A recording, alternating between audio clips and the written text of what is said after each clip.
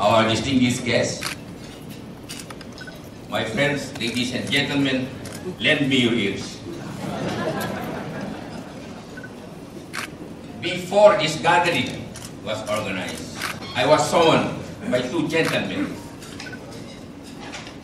Mr. Richard Harris and Mr. Jose Campos.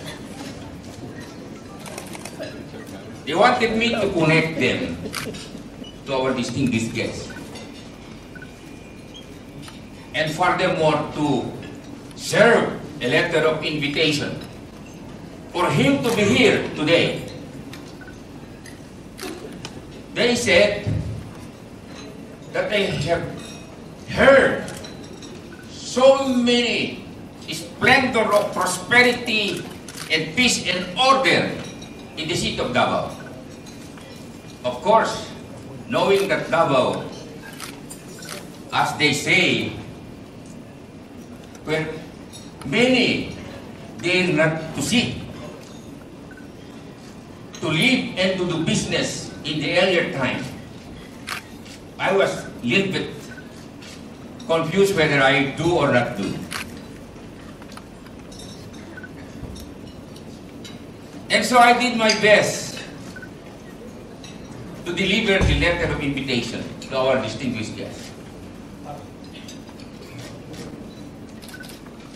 Here is a man whose service record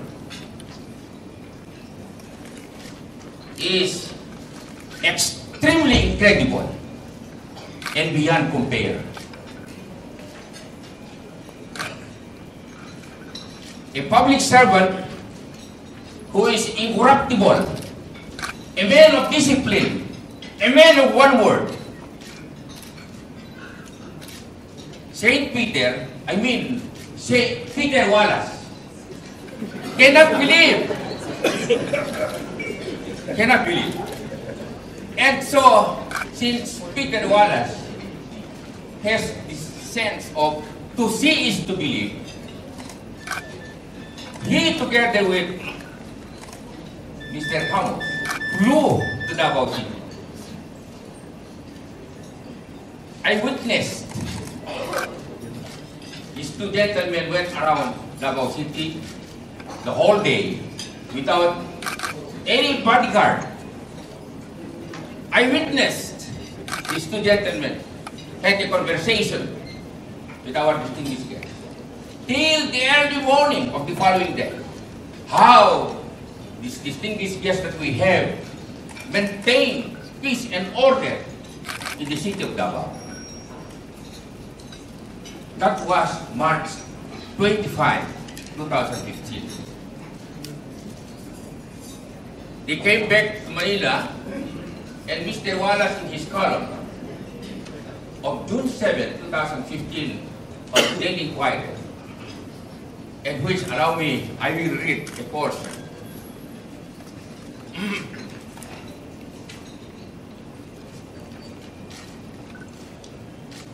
I was impressed.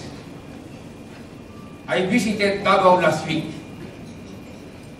We all heard of the killeth mayor, where I met that mayor. A more down-to-earth person would be hard to find. A more sincere person equally hard.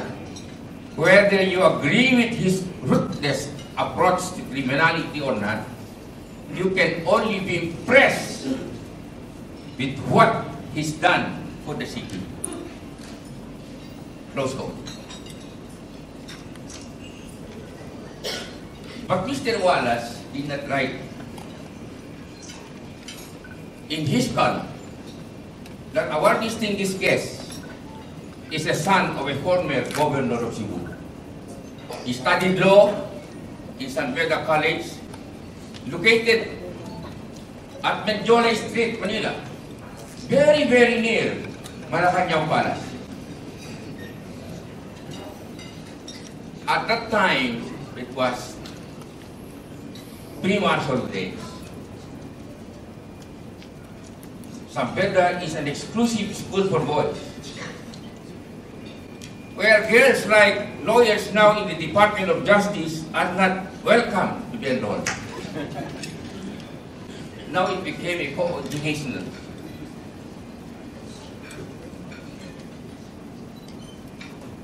He graduated in March 1970. After a few months, as we all know, martial law was declared on September 21, 1970. He took the bar exam, he passed the bar, he went home to Cebu and practiced law. And thereafter became a fiscal for several years. The government was reorganized, as we know, during Cory's time. President Cory thought of assigning an OIC in a notorious city in the south. And our distinguished guest was chosen. He was elected in an election. He was re-elected and re-elected. In 9 years, caught him, and then he had to rest and became a congressman. Again, he ran for mayor, elected, re-elected, and re-elected. Then he became a vice mayor. Then he ran for mayor. And as of today, he is still the mayor.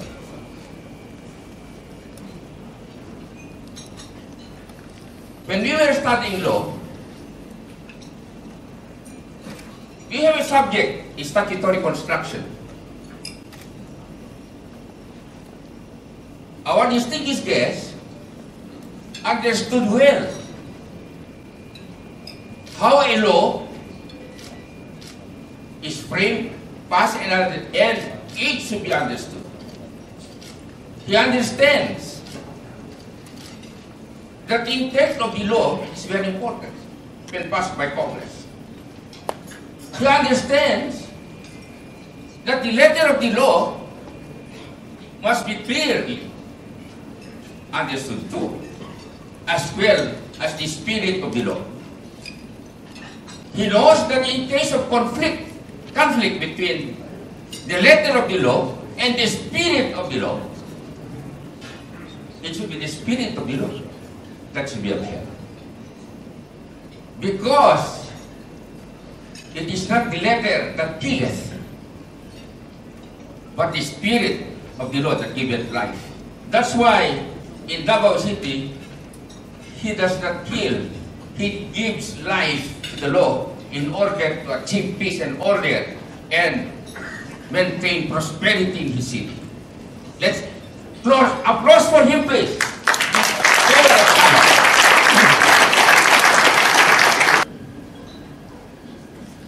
Every time election is coming,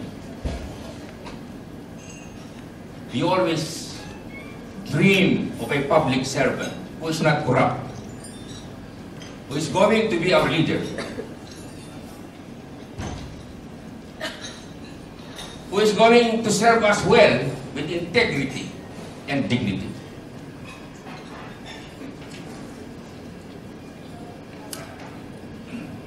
It is sad to note that every time we elect our president, we elect our senator, we elect our congressmen, governors and mayors, they end up to be arrested and jailed and wait for their conviction.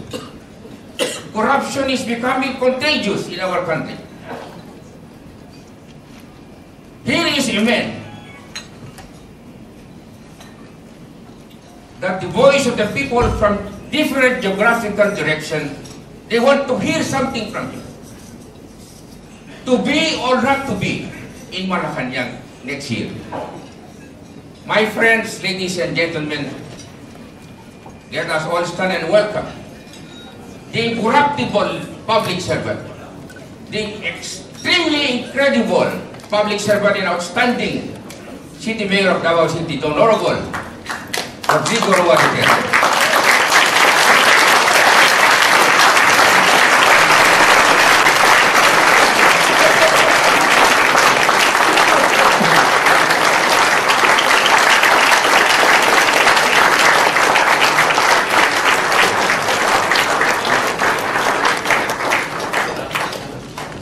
You know, Ruben, my classmate, was asked to introduce me. Told us a love story.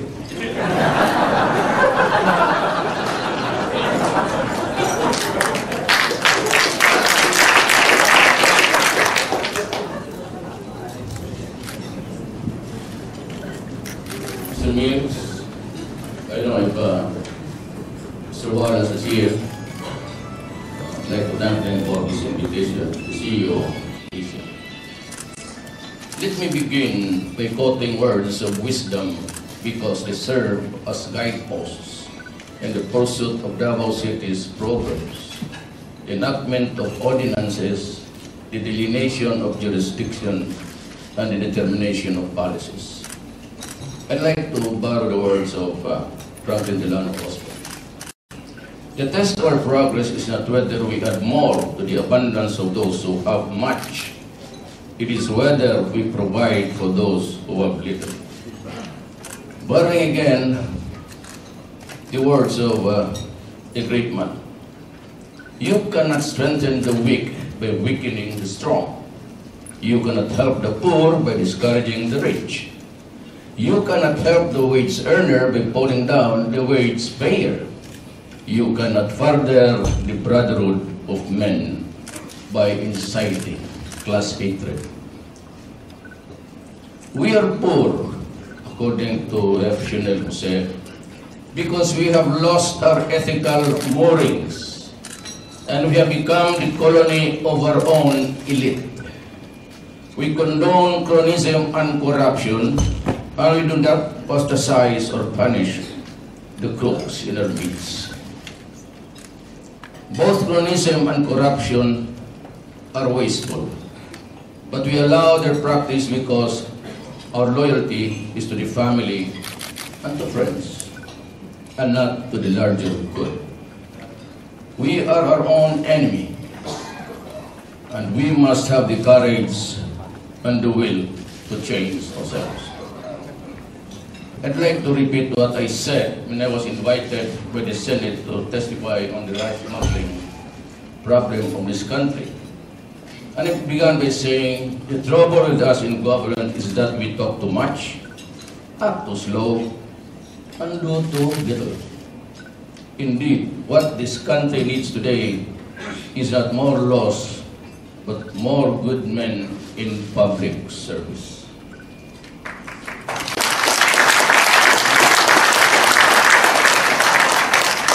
That said, allow me now to give you a briefer on Davao City, so that you will truly appreciate the work and we do, the efforts that we spend, and the goals that we pursue to the end that the benefits would go to the progress and development of the poor,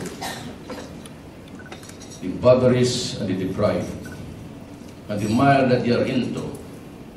This must be so. More than that, ours must be a government for the least, the last, and the lowest. Davao City is located on the so-called tropical island of Mindanao. It is a highly urbanized city with an area of 244,000 hectares, which makes it the largest city in the world in area. It is at times called the fruit basket of the Philippines, the flower capital of the Philippines, the home of the Philippine eagle, an endangered species which is being bred in captivity in our city. And the site where Mount Apo, the highest peak of the Philippines, partly straddles. Its water ranks number 2 in the world in terms of purity. And beginning 2016, we shall have enough energy to meet the consumer demands. And we have an excess to do. It is said that the level of progress and development of a city is best gauged by the number of banks and financial institutions with its territorial jurisdiction. Frankly, I have lost count of the exact number of banks and financial institutions in Davao City. But what I know is that along one stretch of road of less than a kilometer long in Davao City's Chinatown, there are 20 banks. And mind you, that is only one stretch of the road, and that to my mind says it all. Incidentally, Davao's Chinatown is officially a recognized zone. It is a creation by ordinance of the city's Sangguniang Panglungsod. With an area of 44 hectares, more or less, its meets and bounds are delineated with exactitude. You will not miss it because there are Chinese arts which dot the streets that serve as entrances and exit points from Chinatown. Modesty aside, Davao City has accomplished much in practically all aspects of governance, especially those related to health, waste management, disaster preparedness, fiscal management, anti-corruption operation, peace and order, and transparency in the deliberations and actions. And these accomplishments are not gone unnoticed by both the national government and the international agencies. Consequently, Davao City received awards and recognitions, some of which are as follows. One of the most livable cities in Asia, which translates into the most livable city in the Philippines. The 9th safest city in the world translates into being the safest city in the Philippines. The most competitive city in the Philippines, the most child-friendly city in the Philippines, the highly urbanized cities, the gender-responsive measures, and the cleanest and greenest local government unit in the Philippines. Not only that, we are especially proud of our success in implementation and enforcement of Davao City's landmark ordinances like the Anti-Smoking Ordinance, Firecracker Ban Ordinance, the Anti-Discrimination Ordinance, Executive Order Number 39, Series of 2014, which fixes the speed limits at 30 kilometers, 40 kilometers, and 60 kilometers, depending upon which part of the city the vehicle travels through. Wala na kaming patay. Sorry. We have not experienced vehicular accidents resulting from that. Ever since we imposed this Usapan Manila na it's very hard to run a 30-40. Paano yan? Bubuelo ka ba? At sinabi ko naman sa kanila, but you consult the drivers of the funeral parlors. They know how to do it. Very slow and always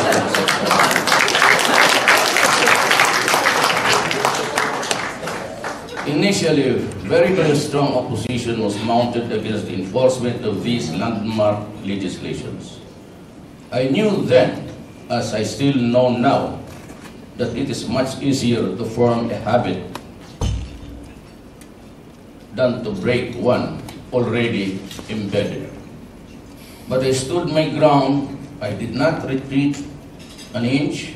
I told everyone that I took an oath to protect the health and interest of the people. Therefore, I said, I will give the people what they need, not what they want. The rest, of course, is history for Davao City.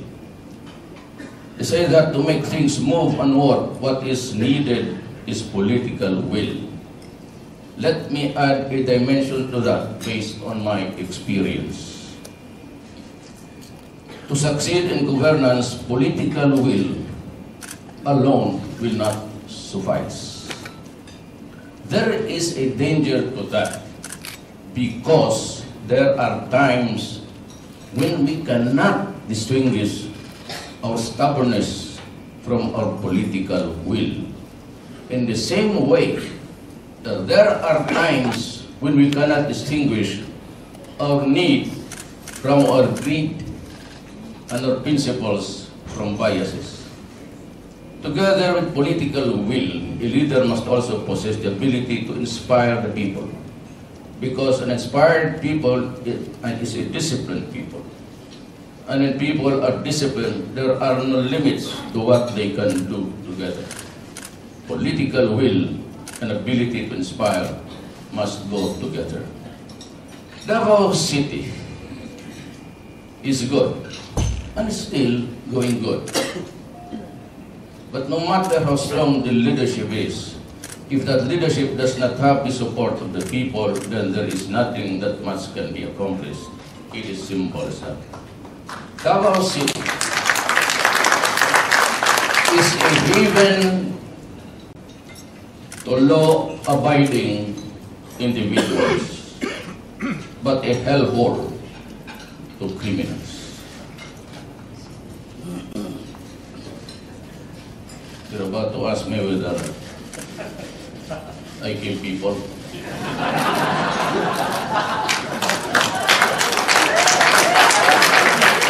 I think that's what really motivated you to come. Pero marinig na pamatay ba talaga akong tao? You know, we cannot solve what ails this country with killing. There has to be a reason for it. It's not just that you go about like what the human rights are saying. Maybe Davao City is a safe haven to law-abiding individuals, as I said, but hellhole to criminals. You come to our city with criminal intentions, and you put your freedom and your life at risk. My stand against criminality, especially those involving kidnapping for ransom and illegal drugs, huwag mo talagang gawin niya. You know, if you go to my city and you do drugs and traffic, I will kill you.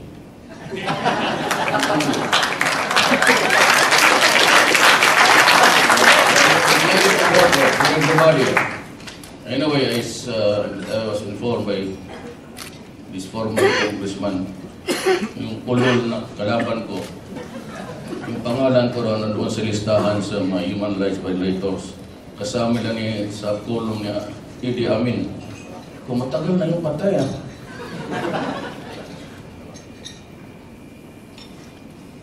My stand is uncompromising. You commit these crimes, and I assure you that we will catch up with you one day.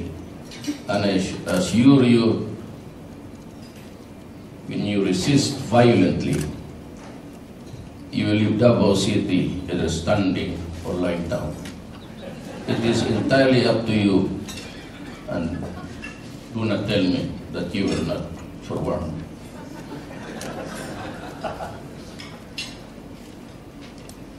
Davao City has gone a long way since its beginnings as a Christian settlement in 1848.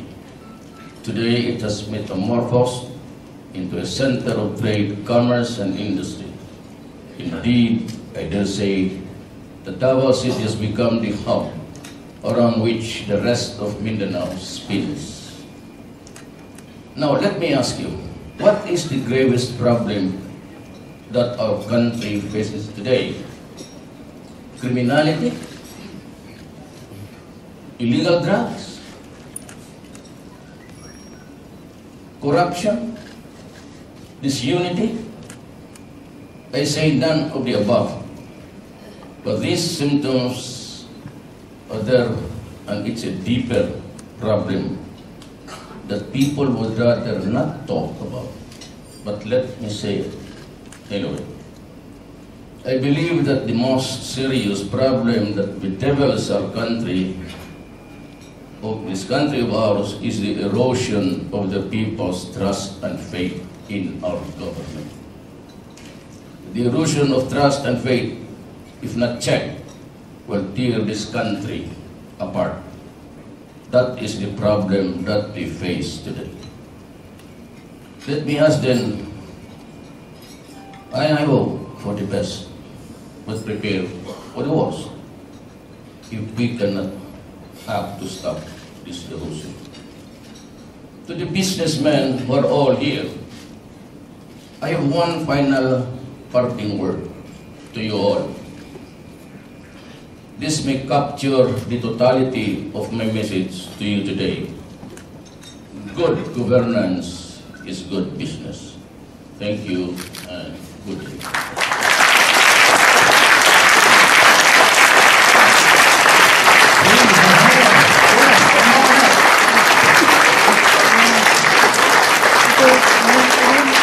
And I understand that the mayor has a please